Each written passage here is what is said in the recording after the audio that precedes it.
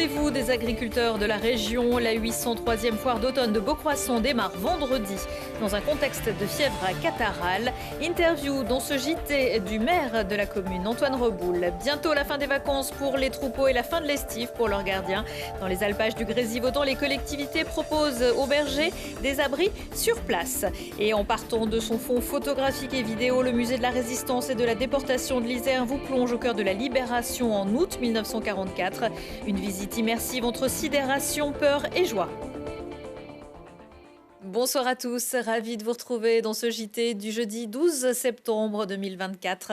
Du lundi au vendredi à partir de 18h, l'essentiel de l'actualité du Grand Grenoble. Le meurtrier présumé de Lilian Dejean, déjà impliqué dans un meurtre en juin 2015, celui de Luc Pouvin, tué par balle à Saint-Martin-d'Hères.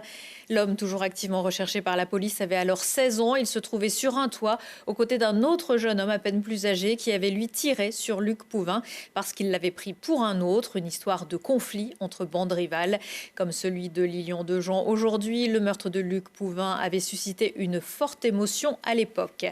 Les agents de service propreté de la ville de Grenoble ont repris le travail ce jeudi. Ils s'étaient mis en retrait depuis la mort de leur collègue dimanche.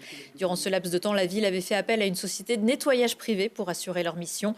Les frères et amis de Lilian Dejean prévoient d'organiser une marche blanche dans les prochains jours. Sans transition, c'est une tradition. Pour la 803e année, Beaucroissant, à quelques kilomètres de Voiron, se transforme durant 3 jours en salon de l'agriculture. Une foire parfois perturbée par les épizooties. Quand ce n'est pas la grippe aviaire, c'est cette année la fièvre catarrhale ovine. Selon la FNSEA, 10% du cheptel de brebis aurait déjà été perdu. Mais selon le maire, la Beaucroissant n'est pas tellement concernée. Effectivement, les éleveurs de moutons sont impactés par la fièvre catarrhale. Et c'est dramatique pour certains d'entre eux, puisque quelquefois, c'est 30, 40, 50% de leur cheptel qui sont atteints. En ce qui concerne la foire de Beaucroissant, c'est un très faible impact. Il y a seulement une dizaine d'exposants là, qui habituellement viennent avec leurs moutons. Bon, ils n'auront pas la possibilité d'exposer cette année, mais ça aura un très petit impact pour la foire proprement dit. Beaucoup plus grave pour les éleveurs. L'an dernier, vous expliquiez vouloir faire évoluer le modèle de la foire. Est-ce que c'est déjà le cas ? Alors, je ne sais pas à quelle évolution vous faites allusion. En fait, tous les ans, on est obligé de prendre des dispositions nouvelles. La foire est très ancienne, mais elle ne continuera à vivre que si elle s'adapte à son temps. Donc, on noue des nouveaux partenariats, par exemple. C'est le cas avec l'aéroport de Grenoble qui vient faire du recrutement de saisonniers. On a accueilli une nouvelle usine dans le village qui travaille dans le domaine du développement durable. C'est un axe qui nous intéresse beaucoup. Et cette entreprise va accueillir toutes les centrales villageoises du département. Vous savez, ces collectifs citoyens qui travaillent dans le domaine de la transition énergétique. Donc voilà, effectivement, il y a des évolutions. La campagne à la foire, elle est aussi politique. Au printemps dernier, on avait pu voir juste avant les élections européennes le ministre de l'Agriculture démissionnaire, Marc Fesneau, ou Jordan Bardella, le président du Rassemblement national. Est-ce que ça vous gêne pas que ça se transforme un petit peu en tribune politique ?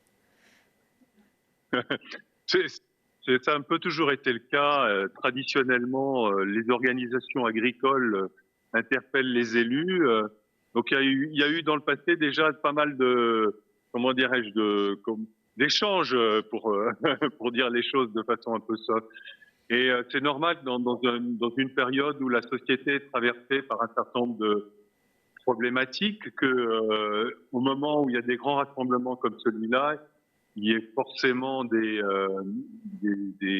échanges et des échanges entre la population, les représentants d'un certain nombre de groupes et puis le monde politique.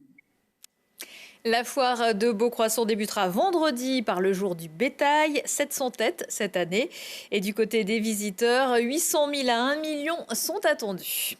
La visite de Michel Barnier sur la Beaucroissant n'est pas prévue pour l'instant. En revanche, le Premier ministre s'est rendu ce jeudi sur ses terres, d'abord en Savoie, à l'Institut national de l'énergie solaire, puis à Annecy, à l'occasion des journées parlementaires de la droite républicaine, sa famille politique. Cyrielle Châtelain, députée de la 2e circonscription de l'Isère et présidente du groupe écologiste et social, était, elle, sur le campus, pas très loin. On attend toujours la constitution d'un gouvernement, une session extraordinaire de l'Assemblée nationale pour qu'on puisse enfin légiférer sur les situations urgentes. Là, on est sur une distribution alimentaire. On a des questions en termes de pouvoir d'achat et d'urgence sociale qui sont cruciales. Donc il faut qu'on puisse avoir un gouvernement à contrôler et une session pour légiférer. Je sais qu'il y aura une rencontre une fois que le gouvernement sera constitué. C'est ce que font tous les premiers ministres en préparation du discours de politique générale. Nous lui redirons, que nous contestons quand même la manière dont il a été nommé et nous verrons l'assise qu'il a à l'Assemblée nationale. 2, la question de l'urgence climatique et des mesures indispensables à prendre sur la protection de la biodiversité et la réduction des gaz à effet de serre. Et 3, je l'ai dit, l'urgence sociale. Et nous censurerons Michel Barnier. Le groupe écologiste et social, mais l'ensemble du nouveau Front populaire censurera Michel Barnier parce qu'il a une politique qui n'est pas la politique pour laquelle la grande majorité des Français ont voté, c'est-à-dire qu'il va continuer la politique d'Emmanuel Macron. Le QG politique reprendra vendredi à 21h15 sur Télé Grenoble avec comme invité de rentrée un autre député NFP, Hugo Prévost de la France Insoumise, le tombeur d'Olivier Véran. Mais revenons plutôt à nos moutons. Le froid aidant et malgré la petite laine, les alpages ne devraient pas tarder à se vider de leurs animaux venus pâturer pour l'été. Depuis 2 ans, des abris d'urgence sont proposés aux éleveurs et bergers du Grésivaudan en Chartreuse et Belledonne pour leur permettre de rester en estive au plus près des animaux. Jérémy Pinard. Sur les sommets de Belledonne, entre les sentiers de randonnée, un habitat en bois pointe le bout de son nez.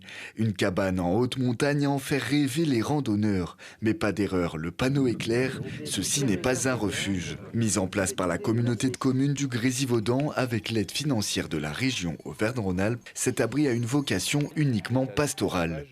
C'est la cabane, une cabane héliportée qui a permis aux bergers de venir loger dans la Combe de Jasse pendant cet été. C'est la première année qu'on l'a. C'est un logement provisoire pour le berger au moment où les conditions s'y prêtent et qui peut rester dans les vallons de Jasse. Cet abri dit d'urgence vient compléter la présence d'un autre logement existant sur le vallon voisin. 180 hectares, c'est la taille de la parcelle dans laquelle pâturent les 340 ovins. Alors, face à la prédation et les intempéries, il est plus simple pour le berger de limiter les allers-retours. On est tenu de loger des bergers dans des conditions décentes, avec des sanitaires, avec l'électricité, avoir des moyens de communication. Et moi, en tant qu'employeur, je suis tenu de fournir ce minimum syndical, on va dire, aux bergers. Le minimum syndical, un lit, un frigo, une kitchenette, un panneau solaire pour l'électricité et un bloc sanitaire. Une solution temporaire, légère et facile d'installation, laissant place à de potentiels aménagements futurs. Historiquement, ce sont des caravanes qui étaient posées. C'est pas confortable, c'est pas solide, il y a de la prise au vent. Enfin bon, c'est pas convenable. Le fait de venir avec une installation mobile complètement réversible, c'est un atout déjà. Les autorisations, elles ne sont pas les mêmes, elles sont beaucoup plus légères, donc ça permet encore une fois de répondre à l'urgence du logement, tout en attendant qu'on confirme, on conforte nos arguments et que on trouve aussi les moyens nécessaires et les autorisations nécessaires pour faire les travaux. La communauté de communes du Grésivaudan organise un appel à candidature pour les éleveurs qui voudraient bénéficier d'une cabane pour l'estive. Alors nous, le meilleur retour que l'on a, c'est qu'on a une personne, notamment un berger, qui a utilisé déjà ces cabanes, qui repostule. Donc pour nous, c'est quand même un signe qu'aujourd'hui, on apporte quelque chose. Bien entendu, l'objectif, ce n'est pas de laisser pérennes ces cabanes sur ce site-là, mais c'est de leur permettre de prendre des bonnes décisions. Et après, derrière, bien entendu, potentiellement d'investir pour pouvoir faire de réels logements pour les bergers. Un service gratuit pour les éleveurs. Chaque début d'estive, les cabanes sont héliportées jusqu'au sommet, puis redescendues en plaine pour passer l'hiver à l'abri. Il faut compter environ 20 000 € pour l'achat d'une cabane, auxquels s'ajoutent les frais d'héliportage.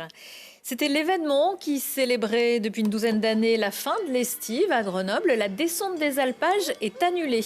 Prévue traditionnellement à l'automne, la manifestation qui voyait notamment défiler des vaches et leurs éleveurs dans le centre-ville aurait dû avoir lieu cette année le samedi 12 octobre. Son annulation est liée à des problèmes sanitaires et d'organisation. Plonger au cœur de l'histoire, c'est ce que propose depuis fin août le musée de la Résistance et de la déportation de l'Isère, rue Hébert à Grenoble. À l'heure où l'on célèbre les 80 ans de la Libération, elle vous transporte dans le tumulte des journées d'août 1944. Émotion garantie. Maxime Sennen. Pas de repos pour le travail de la mémoire. Au musée de la Résistance et de la déportation de l'Isère, c'est une année un peu particulière. L'occasion parfaite pour se renouveler. Cette année, nous sommes dans le cadre du 80e anniversaire de la Libération. Et donc, pour accompagner cet anniversaire, le musée a fait le choix de faire ressentir aux visiteurs les émotions qui ont pu traverser les Iséroises et les Isérois lors de ces journées de la Libération. Le musée a ressorti des images et des vidéos d'archives locales, parfois encore inconnues du grand public, pour les assembler dans une expérience immersive. Les visiteurs peuvent regarder les différentes séquences à 360 degrés qui retracent les nombreuses émotions, joie, colère, peur ou espoir de la libération de Grenoble. Le développement de projets comme celui-ci, comme l'expérience immersive, ça contribue aussi à capter aujourd'hui une génération qui est déconnectée de manière générationnelle avec la Seconde Guerre mondiale, puisque aujourd'hui, il ne reste vraiment qu'une poignée de personnes ayant vraiment vécu cette période-là. Une initiative qui prépare le musée à l'arrivée des classes scolaires en novembre, lorsque le programme abordera la Seconde Guerre mondiale. Mais en attendant, il y a déjà des petits curieux. Il y a eu un passage où il y avait beaucoup de tombes, les passages un peu violents comme ça, c'était assez marquant. La Libération, ce ne sont effectivement pas que des scènes de liesse, de joie, mais c'est aussi une réalité, et notamment il y a des images assez dures. L'expérience n'hésite pas à choquer le visiteur, comme avec ce passage où 6 miliciens sont amenés au peloton sur le cours Beria le 2 septembre 1944. Je n'avais jamais vu de film et de ces exécutions, quoi. Donc, oui, quelque part, c'est assez terrible parce qu'on se dit que c'est des jeunes de chez nous et là, on les voit vivants et l'instant d'après exécutés. Donc, oui, c'est assez violent. Enfin, c'est bien sûr que d'un seul coup, on remonte en arrière et on prend la force de ces images. Un ajout complémentaire pour le musée qui jusque-là survolait la période de la Libération. Je trouve que c'est une expérience enrichissante. Je n'ai pas connu la Libération, donc pour moi c'est quelque chose d'important. Déjà le musée en lui-même est très intéressant, mais là ça apporte beaucoup de choses en plus. Pour bien comprendre le contexte historique et l'ampleur de la résistance iséroise, il est conseillé aux spectateurs de visiter le musée entier. Et pour rester dans la thématique, mais plus joyeuse, l'association Grenoble Swing fête ce week-end à partir de vendredi soir ses 20 ans d'existence. Des concerts, des orchestres, des battles et de la danse sociale. Retrouvez tout le programme sur grenobleswing.com. Et dans l'agenda également, c'est une chouette semaine pour les spectres, alors que Beetlejuice est de retour depuis mercredi sur grand écran. C'est le spectacle Fantôme par le collectif La Méandre qui a été choisi par l'Hexagone et le festival Merci Bonsoir pour lancer la saison, avec 2 représentations vendredi et samedi soir sur l'esplanade Alain Leray de la caserne de Beaune à Grenoble.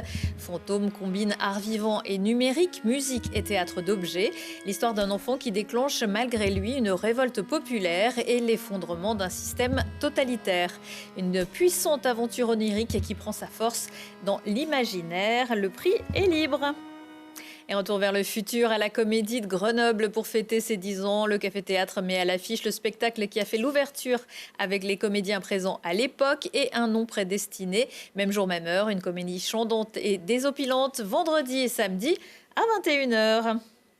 Même jour, même heure, aujourd'hui dans Si on parlait, Thibault Leduc va se plonger dans l'univers du dessin de presse, s'attaquer au sujet de préoccupation numéro 1 des Français en vacances, le moustique qui pique, et découvrir une activité inédite en Isère, une conciergerie successorale. Retour de l'actu dans 1 heure et en replay sur télégrenoble.net. Excellente soirée à tous.